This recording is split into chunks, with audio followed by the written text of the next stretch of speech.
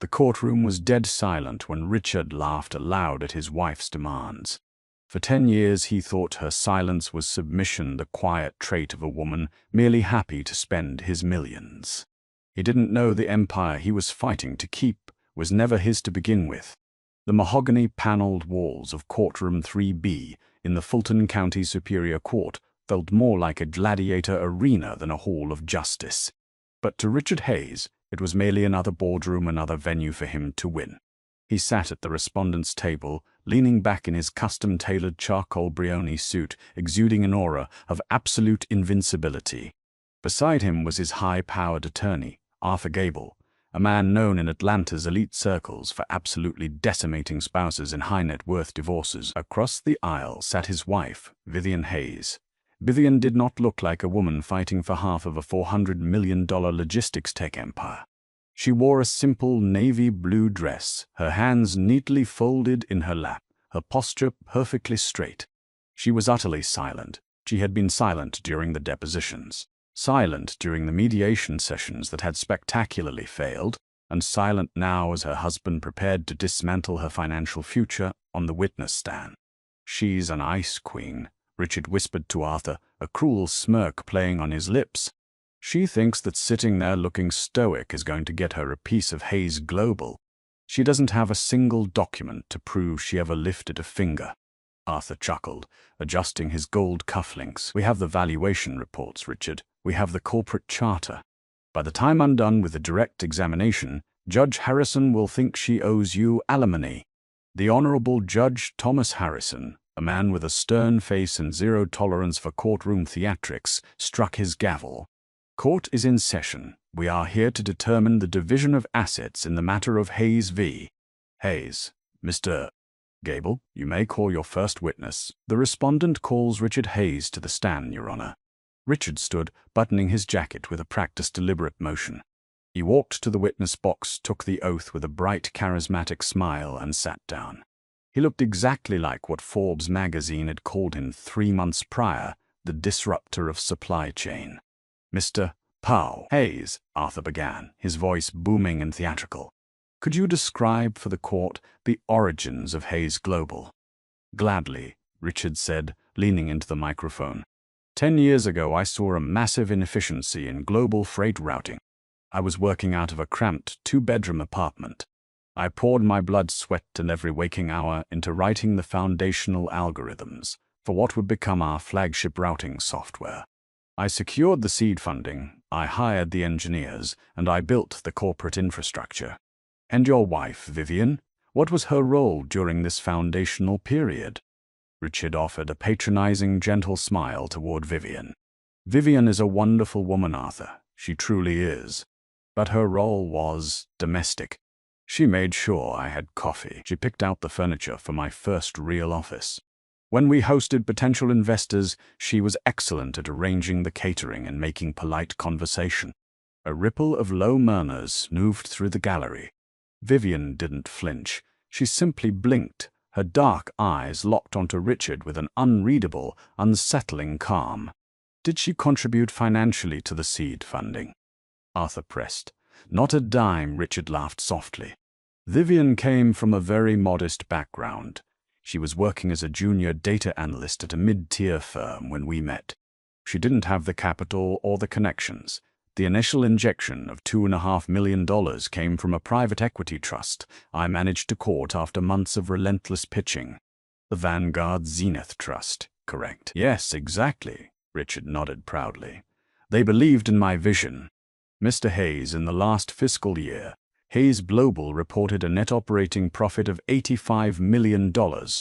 You are currently listed as the CEO and founder. The petitioner, your wife, is asking for a 50% stake in your equity, claiming it is a marital asset.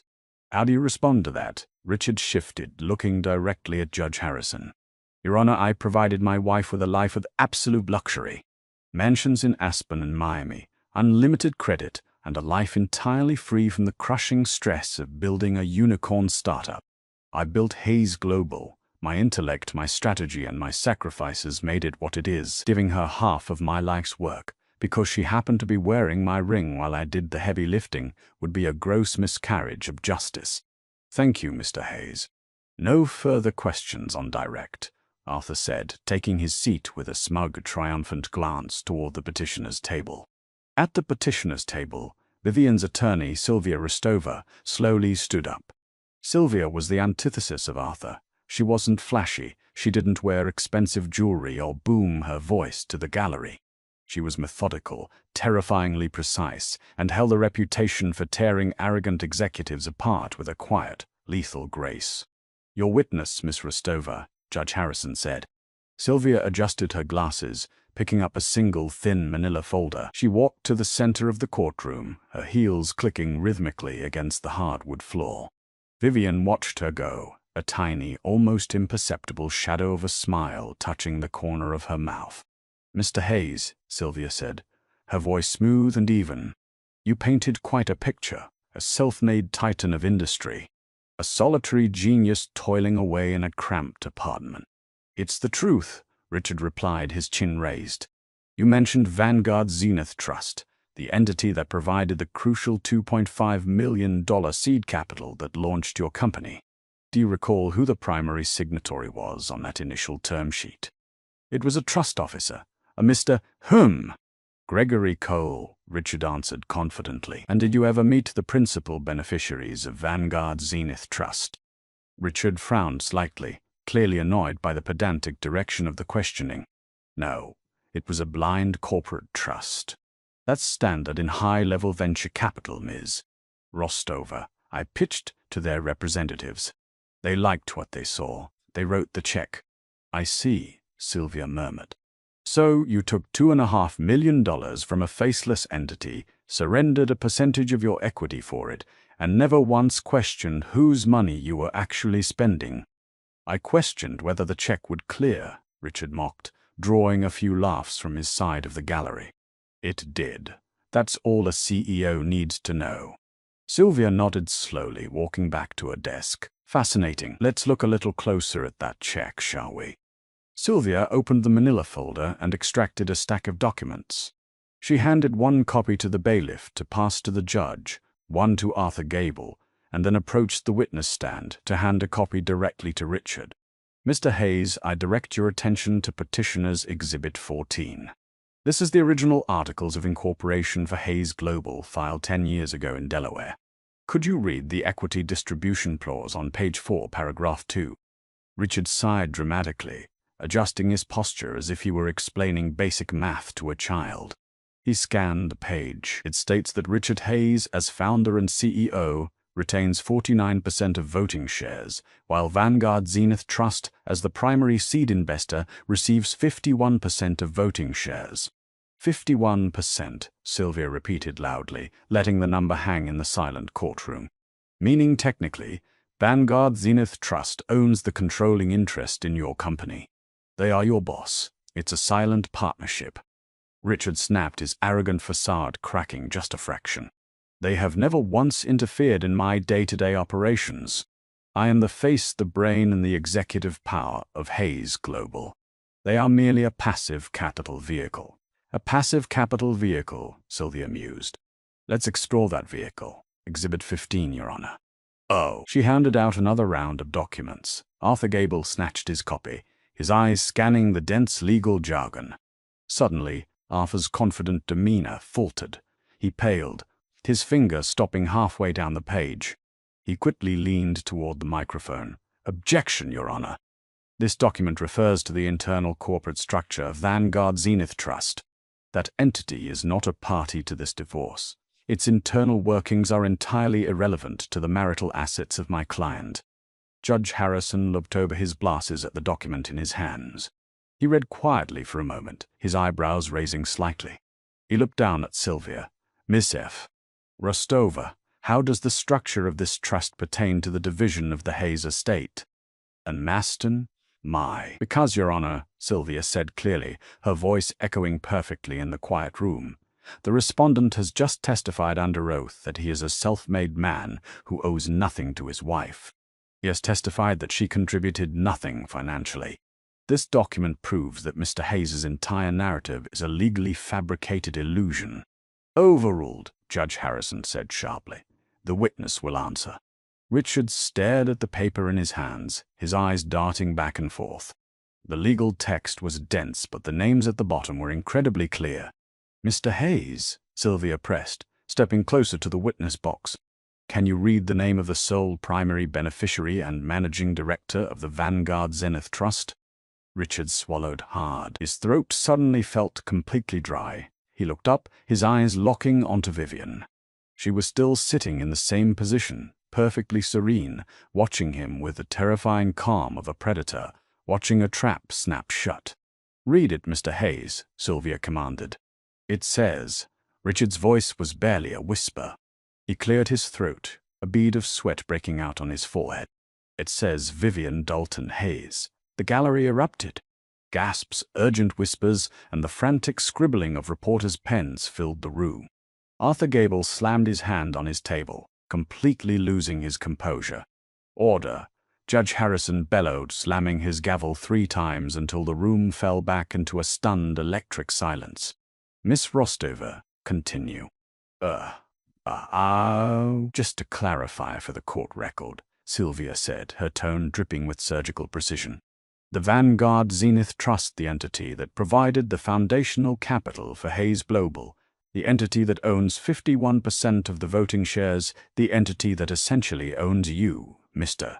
Hayes, is solely controlled by your wife. This is a forgery," Richard stammered, his face flushing a deep, angry crimson. "Vivian was a junior analyst. She didn't have $2.5 million. She drove a beat-up Honda Civic when I met her. My client," Sylvia said, turning to look fondly at Vivian, "was indeed working as a junior data analyst. What she didn't feel the need to broadcast to every arrogant man she met was that she is also the heiress to the Dalton shipping fortune of Chicago. Her grandfather built one of the largest freight companies in the Midwest. Vivian possessed a trust fund worth over $80 million by the time she was 25. Richard gripped the edges of the witness stand, his knuckles turning white. His mind raced, replaying the last 10 years, the ease with which he secured the funding, the way the trust officers always seemed to agree with his proposals after a brief delay, the way Vivian had quietly suggested he focus his algorithm on freight logistics instead of passenger travel. She had orchestrated it. She lied to me," Richard shouted, pointing a shaking finger at his wife. "For 10 years, she played dumb. She let me believe I built this from nothing." "She didn't lie, Mr. Hayes," Sylvia corrected sharply. "You simply never asked. You were so consumed by your own ego, so entirely convinced of your own singular brilliance, that you never once questioned where the golden goose came from. You assumed your wife was a silent, uneducated accessory because that is all you wanted her to be." Sylvia walked back to her table and picked up a heavy, leather-bound binder. She dropped it onto the evidence podium with a loud thud. "Your Honor, entered into evidence is the complete financial history of Vanguard Zenith Trust, proving that Vivian Hayes has been quietly managing the overarching direction of Hayes Global for a decade. Furthermore," Sylvia paused, letting the silence build to a painful, suffocating climax, "we have the updated corporate charter." Arthur Gable stood up, his voice lacking its previous boom. "Updated charter? What updated charter?" "The one filed yesterday," Sylvia said, offering a cold smile to the opposing counsel. "As the managing director of Vanguard Zenith Trust, which holds the 51% controlling interest in Hayes Global, my client called an emergency shareholder meeting. A meeting of one, she voted to restructure the executive board." Richard stood up in the witness box, completely ignoring courtroom decorum. "You can't do that. I'm the CEO. I built the software." "You were the CEO, Mr. Hayes," Sylvia corrected gently. "As of 9 a.m. yesterday morning, Richard Hayes was terminated from his position at Hayes Global for gross financial mismanagement and hostile corporate behavior." "You aren't losing half your company in this divorce, Richard. You're just losing your job." The sheer velocity of the revelation hit courtroom 3B like a physical shockwave.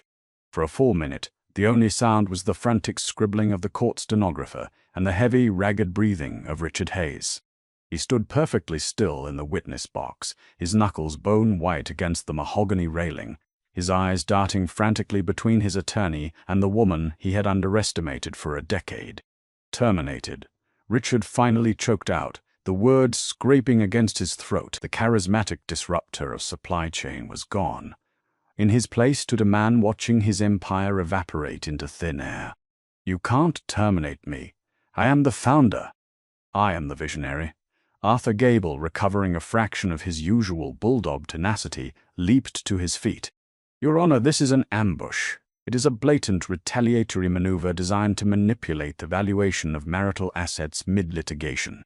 The petitioner is attempting a hostile corporate takeover under the guise of a divorce proceeding. We demand an immediate injunction against this supposed board decision."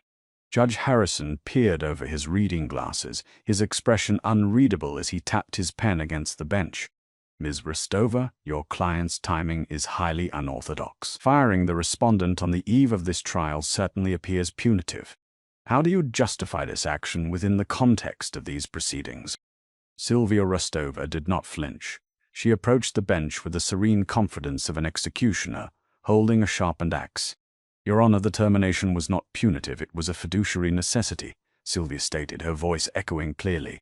"As the controlling shareholder of Hayes Global, my client has a legal obligation to protect the company's assets. A duty that became urgently pressing when we discovered why Mr. Hayes was so eager to finalize this divorce and cash out his remaining equity." Sylvia turned toward the gallery and gestured to a stern-looking man in a gray suit sitting in the front row. "With the court's permission, I would like to submit Petitioner's Exhibit 22, a comprehensive forensic audit conducted over the last 6 months by the firm of Grant Thornton. This audit was initiated privately by Vanguard Zenith Trust." "Objection," Arthur bellowed, his face turning an alarming shade of purple. "We have not been provided with this audit during discovery." "Because the audit was not commissioned by Vivian Hayes, the wife," Sylvia countered smoothly.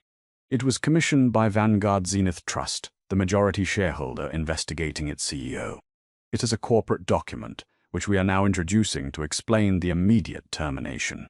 "I will allow it," Judge Harrison ruled, his curiosity clearly piqued. "But tread carefully, Miss Rostova. What exactly did this audit reveal?" "It revealed, Your Honor, that the visionary CEO of Hayes Global is a thief." A collective gasp swept through the gallery.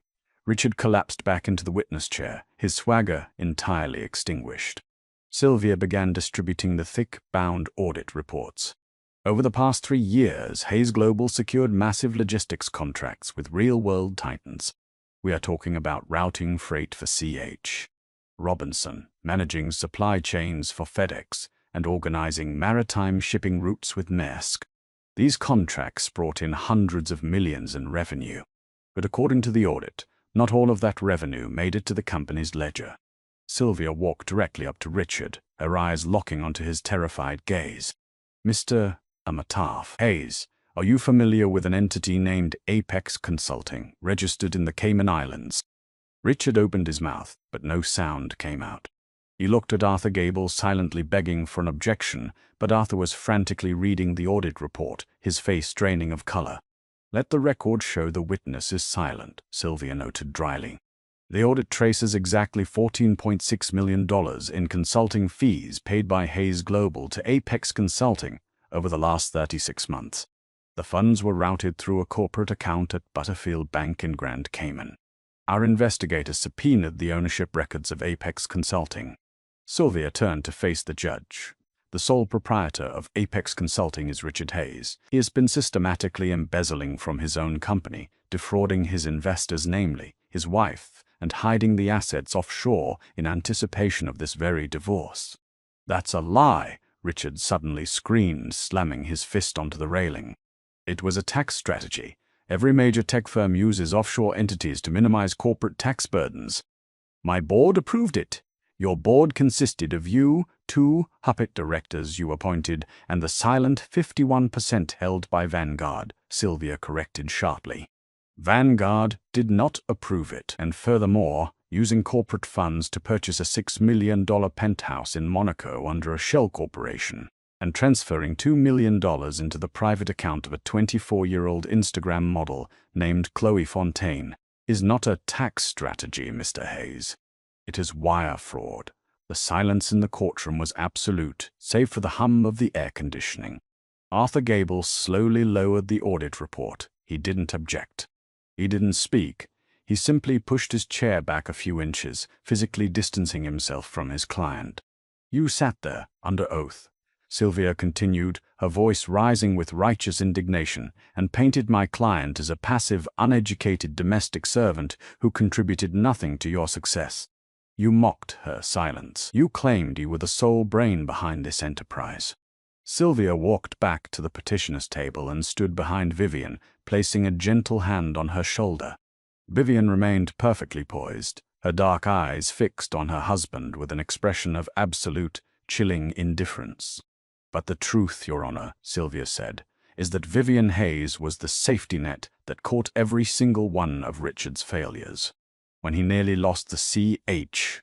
Robinson contract due to a catastrophic coding error in his genius algorithm, it was Vivian who quietly utilized her family's deep connections in the Chicago freight industry to buy him a 6-month extension. When he alienated his lead engineers with his toxic arrogance, it was Vivian acting through the trust who authorized emergency stock options to keep the team from walking out. She didn't just fund the company, she babysat its CEO. Richard looked at Vivian, his chest heaving. The illusion was entirely shattered. The narrative he had sold to Forbes, to the business world, and to himself was dead. He wasn't a titan of industry, he was a liability who had been managed by the very woman he thought he controlled.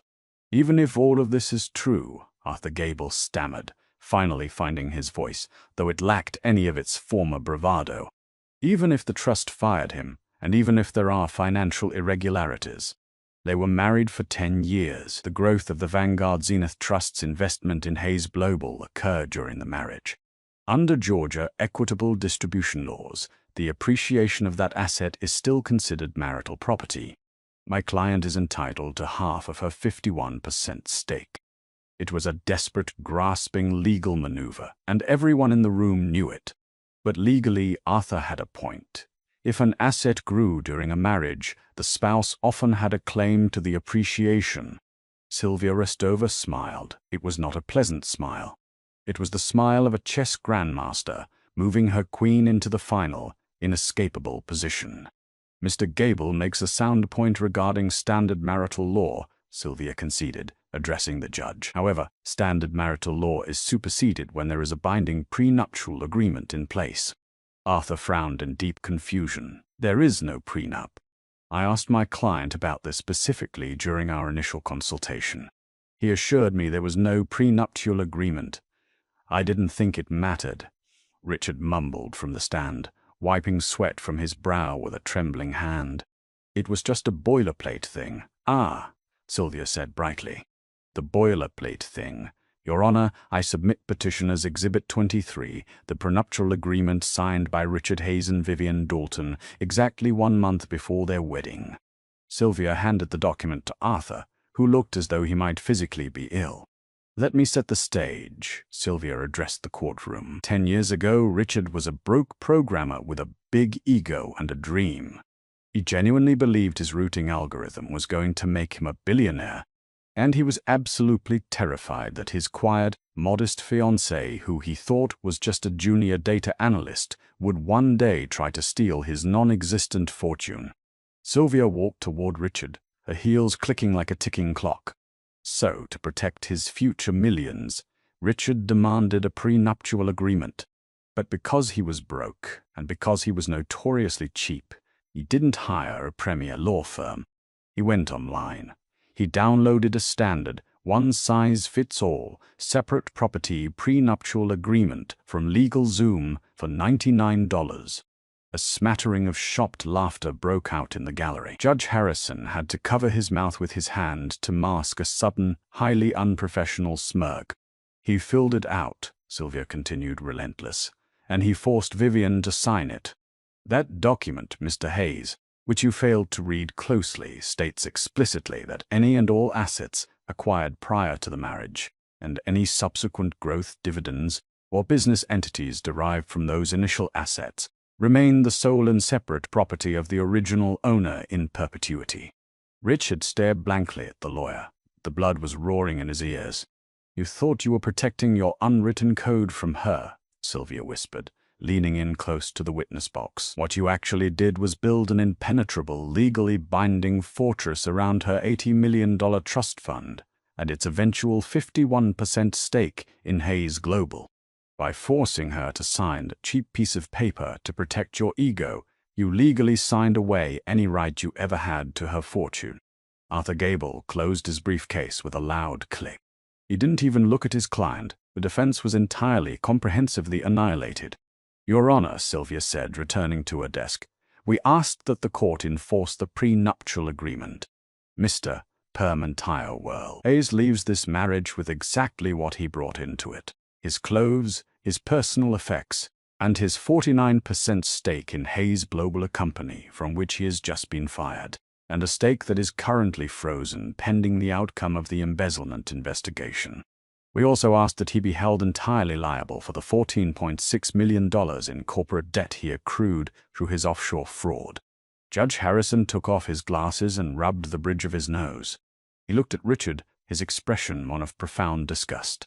"Mr. Hayes," the judge said, his voice heavy with finality, "in my 22 years on the bench, I have rarely seen a display of arrogance so comprehensively dismantled by reality. You attempted to use this court to strip your wife of her dignity, entirely unaware that she was the architect of your entire existence."